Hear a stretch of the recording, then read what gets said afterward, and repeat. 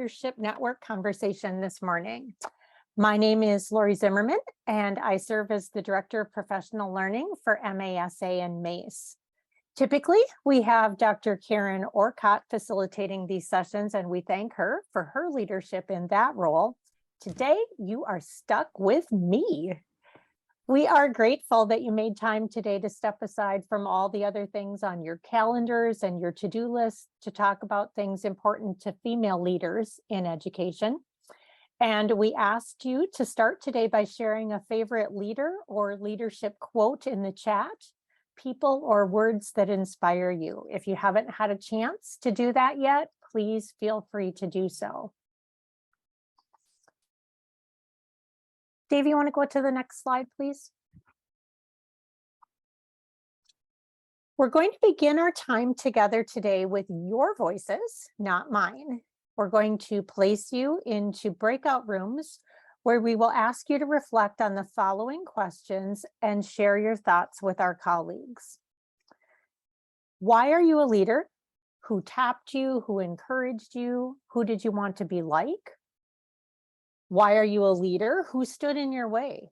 Who discouraged you? From whom did you want to lead differently? I think sometimes we step into leadership roles because we seek to be different than what we see. As you think about those things, identify one leadership short story to share within your breakout group where somebody encouraged you, supported you, or called you to lead in ways different than what you were doing at the time. And as you share those stories together in your group, see if there are any common themes, ideas, or similarities that seem to make a difference for multiple folks. And we will ask one person from each breakout room to just share when we come back. What's that big overarching theme?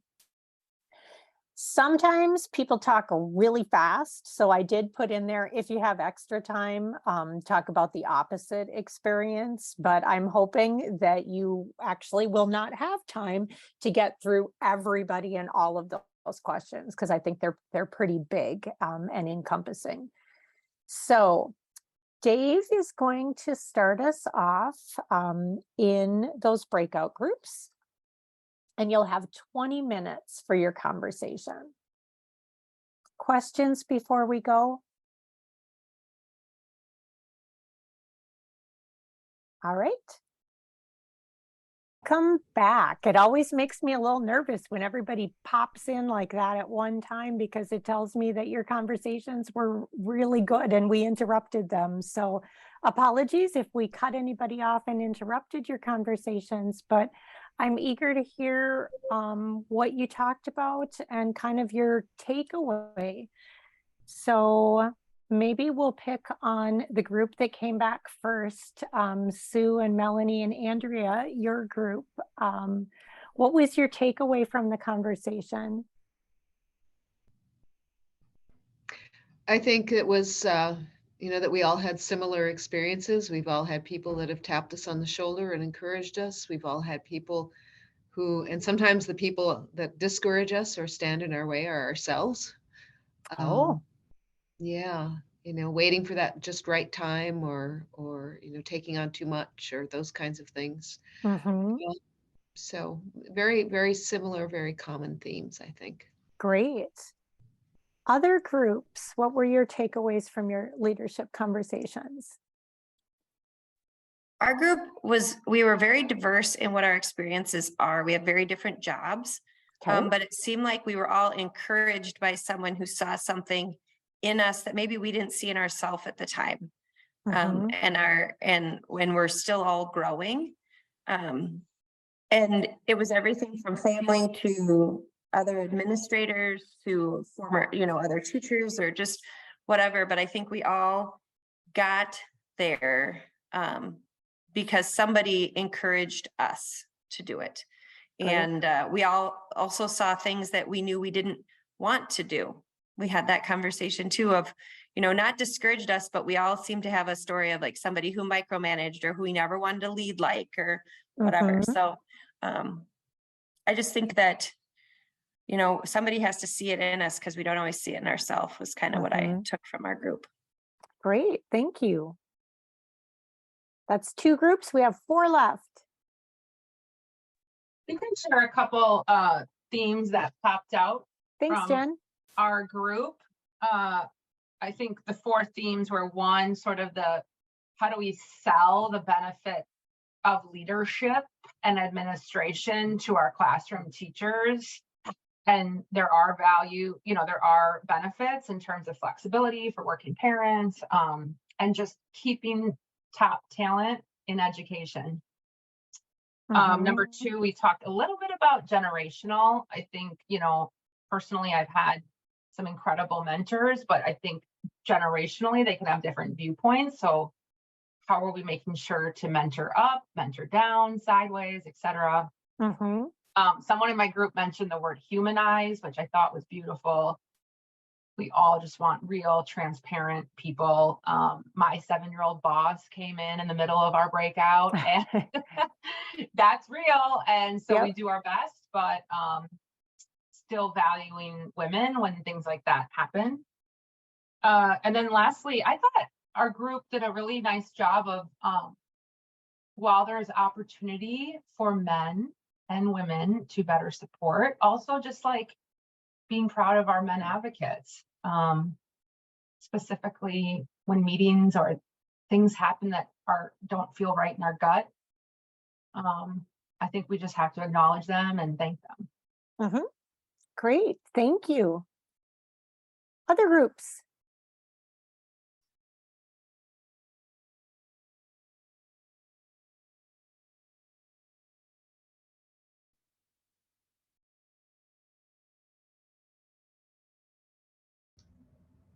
I would say a couple things that surfaced in our conversations was, again, something that I hope that we have heard, and I hope that we continue here, which is that there was a fair amount of people along the way who have supported us, whether that was not just our colleagues, teacher colleagues, but also the leaders that we had who inspired us and gave us opportunities to excel and to move into the positions that we may currently be in. And the other part I felt was really important part of our conversation was looking at what it also means in terms of the journey that you take to get to a leadership role, and that within the administrative that sometimes people might not have classroom experience, and the impact of that, and how sometimes that makes it more challenging when there are plenty of experiences that are relevant, and make that person relevant, and the struggles with that, as well as also looking at being a woman, but also just looking at diversity within that and the impact and just kind of the struggle even in terms of trying to get into administrative roles and the process of doing multiple applications and interviews along the way. So those were a couple of things that came up, and somebody else in the group might have something more to add. Thank you. 2 more groups, I think, that we have to hear from yet. We lost them, Dave. I should have taken attendance in the group so I knew who to call on. All right, we're going to jump to the next slide. Thanks for sharing your takeaways of what were obviously really rich conversations. It's great to see the similarity, and it's not surprising that many of us are in the positions that we currently hold, or that we are working to hold because somebody else nudged us, encouraged us, cajoled us. Sometimes it's setting an example that we want to be different than. So what we're going to ask you to do now, we talked about leadership generally. I'd like you to think about what brought you to your current leadership position. How did you end up there? Were you in the right place at the right time? Was it at the end of an enormously long job search? Just share briefly in the Padlet how you ended up where you currently are. And Dave is demonstrating that for us. You click the little plus sign.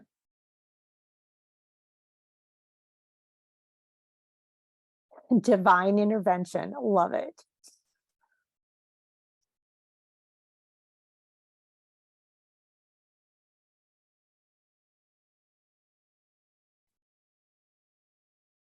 Strong relationships, creating an own position. That's interesting, Taylor.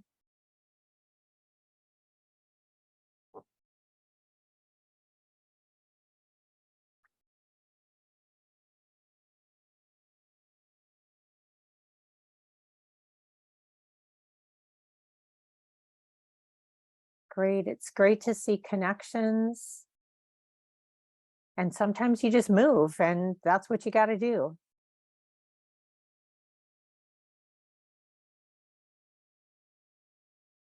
Relationships.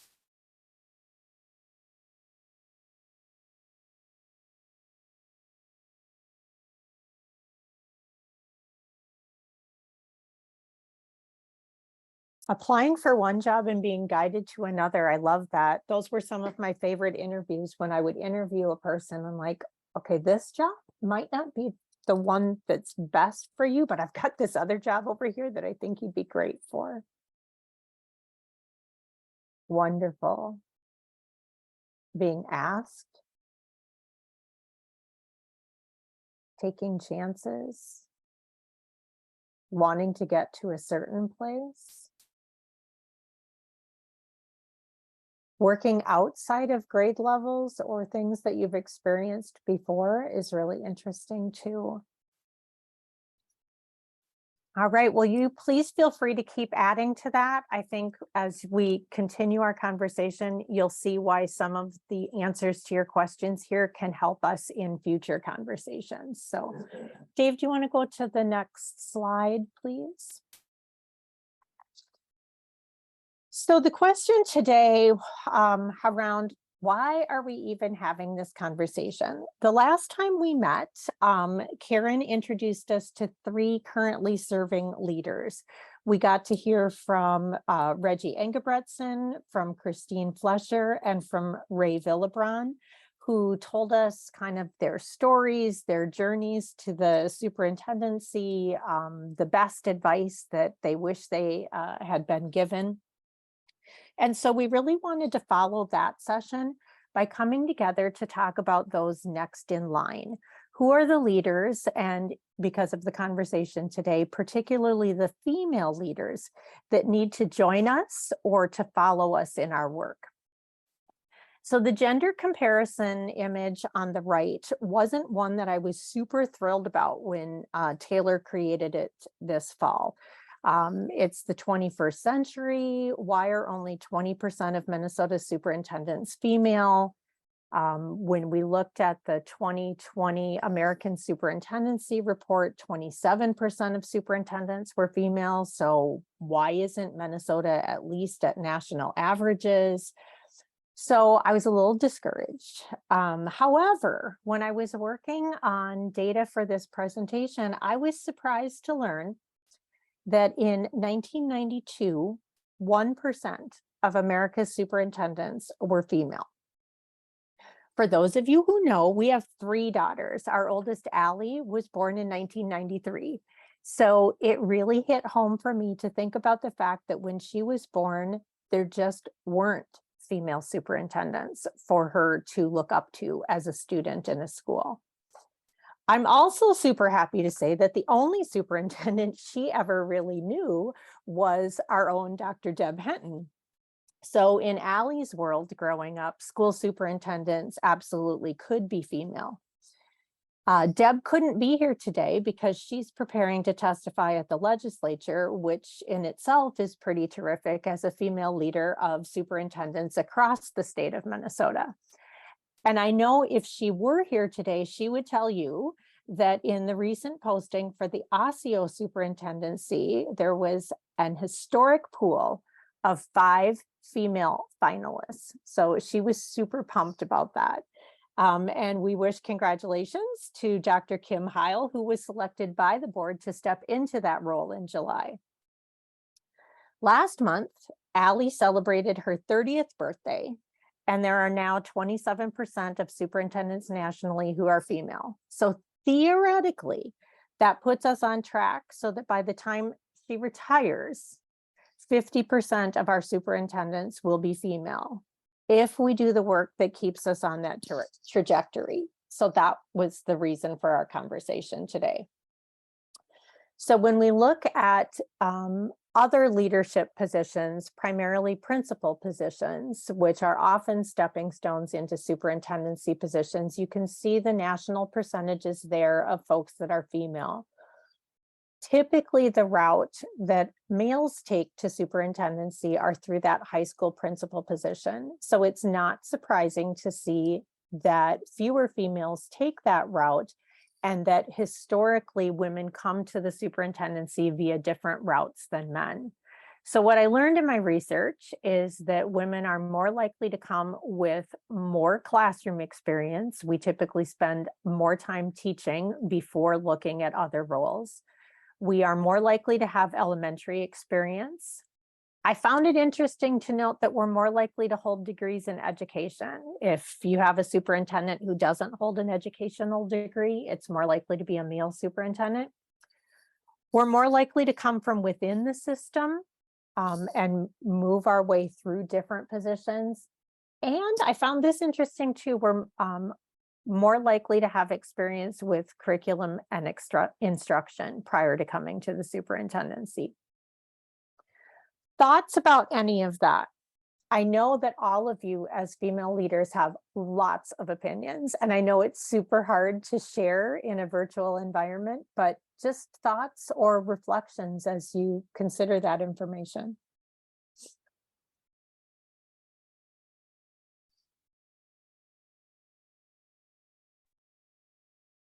Be brave. I be can bold. share. Thanks, Taylor. Sure.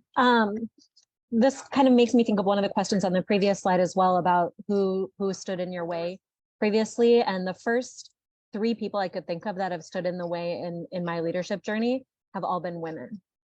So Interesting. I don't know if that's, taboo or if anyone else has shared that experience, but so it made me think of like, what role are you going to play to make it easier for someone like you to travel that path? It's to be really intentional about not being a barrier for other women and not allowing like snide comments to slide, not allowing people to make assumptions about other people.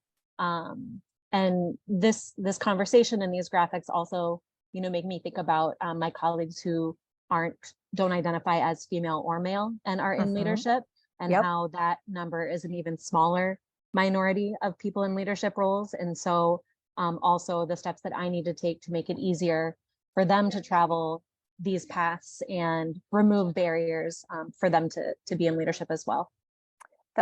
I love that language, Taylor, around removing barriers for others. Other comments or feedback?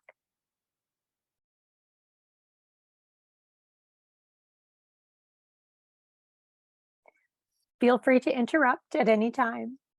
We also know that mentors and networks make a difference, regardless of gender, ethnicity, or background. We have to see people like us. I shouldn't say we have to, because there are always the first people who come in, but it's so much easier when someone has come before us to kind of pave that way, and we can see ourselves in different positions.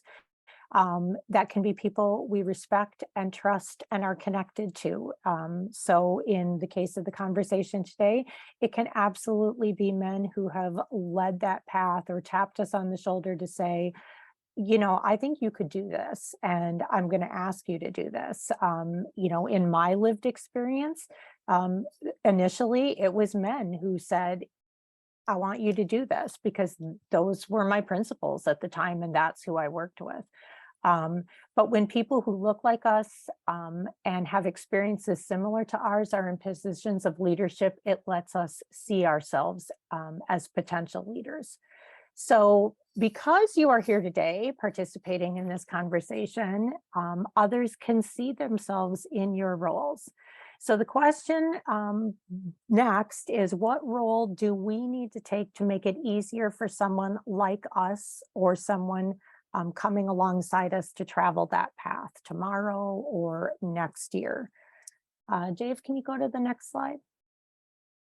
So one of the questions that we hear a lot right now, particularly as we're talking about our Aspiring Superintendents Academy, is, why would anybody want to be a superintendent? Why would anybody want to be a school principal right now? Why would anybody want to be a school board member? Because it's really challenging. Our times are not the most inclusive, civil, optimistic times. So we'd love to have, this is another Padlet, Dave, if you want to click on that and show folks into it. We'd love to hear what you love about your current job. So why would somebody want your position, whatever it is in leadership? If it's a classroom leadership position, a building, district leadership position, why would somebody want that? So now's your time to share what it is you love about what you do.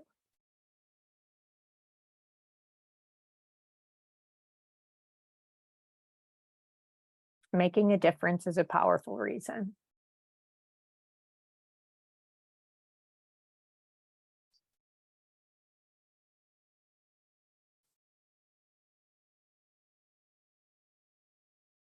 Being valued, making an impact, making things better.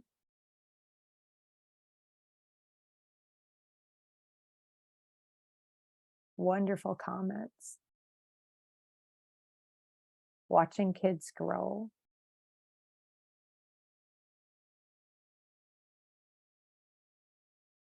Being a voice for those who need advocacy.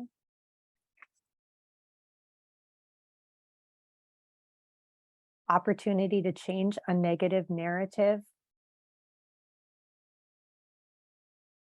I think reminding opportunities, seeking opportunities to remind folks that what we see, and I think many of our superintendents would say, I've heard them say, it's not all about what you see and hear in the newspapers. There are a lot of other things going on that cause them to want to stay in the positions that they have.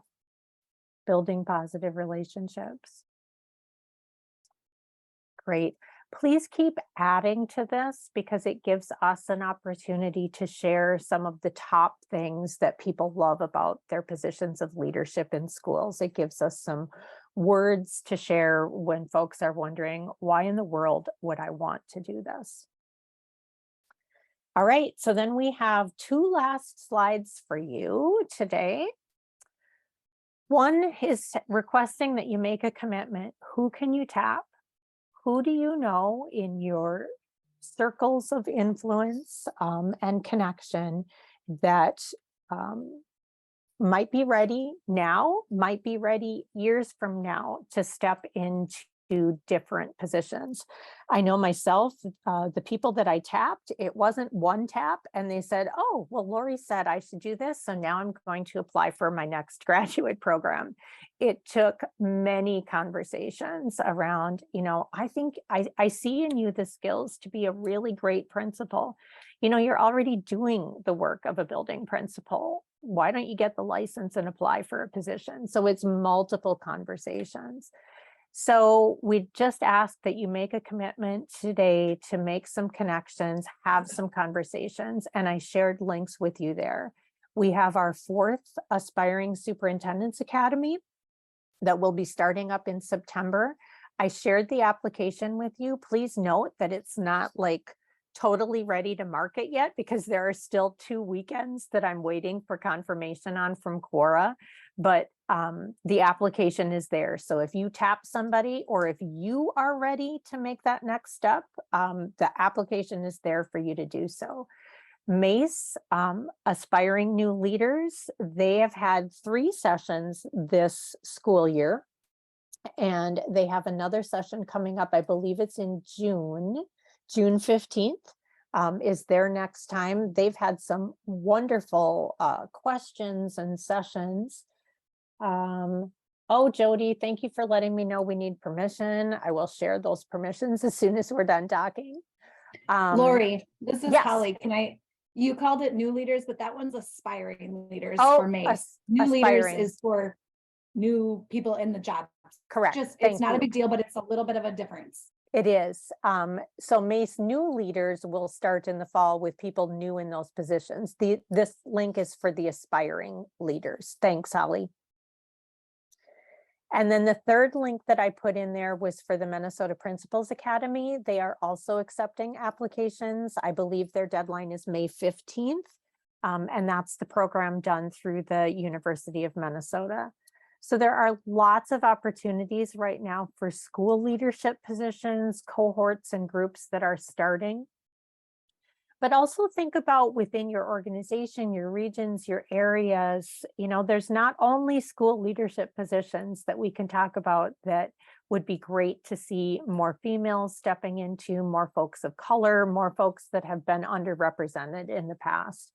And be sure to follow up with them. Ask them how it's going. When you encourage them to do something, I think sometimes people say, yeah, she just said that. But when you follow up again and again and just check in a friendly way, people can perhaps take you a little bit more seriously in that. And I put a challenge in here to also think within our communities. I had a conversation last fall with a school board member in a community where my children live. And she was talking about the role Education Minnesota was currently playing in tapping teachers to run for political office. And I thought it was super interesting. And we talked about it a little bit. And as I look at other groups that, particularly groups that ran this past fall in campaigns to change school boards, like, okay, well, all of us can play at that game.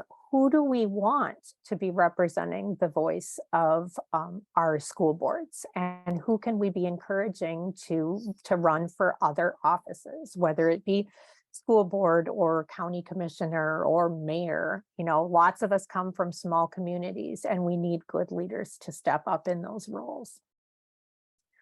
Let's see. I don't know where the MPA cohorts are being held, Courtney. Will Austin and Twin Cities, Michelle says? I know they've done some in outstate Minnesota. Usually it's Austin and the Twin Cities are the two cohorts. That's where they are right now. It's Austin and then the Metro one. Yeah, I did the Marshall one. They had one in Marshall before Austin. So I know that one has kind of traveled because I think it was up north before that. I think, and I know I had heard rumor, but I don't know if it was going to be in Rochester this It looks time. like there's a Twin Cities application and a regional cohort application on the left-hand side there. Yeah, because I know that I know there'd been talk of it being Rochester because the Pickels live in Rochester now. So I don't know if that was still a possibility. I'm not sure. And Katie is super responsive to those questions. So I think if you're wondering about that, please be sure to send her a note to ask. And I saw also in the comments, you don't have to have a license in any of these things to participate in them. So if you have a superintendent's license and you're looking to get into that field, we'd certainly love to have you at the Aspiring Superintendents Academy. But if you're just thinking about it, apply anyway. Same thing for the MACE Aspiring Leaders. Not all of the folks participating in that have started a program yet. Sometimes it's like to test the waters and see what others are doing and experiencing. Anything else? Thanks for all the questions around the cohorts and the academies. All right, one last slide for us. And that is some additional information. I wanted to link the information that I used to put together the presentation today. If you're wondering, you know, where females have come from in terms of school leadership over time. And then I just found it interesting. The second link is like, who really wants to lead America's school districts today? So again, I hope it's an encouraging time to come together and think about why people step forward into leadership positions. Dave, I think I also shared with I may have just shared it with Taylor. Is the link in there for the evaluation?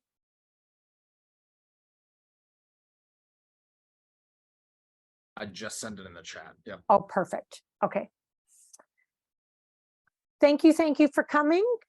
Questions, comments as we wrap up the day? Words of wisdom?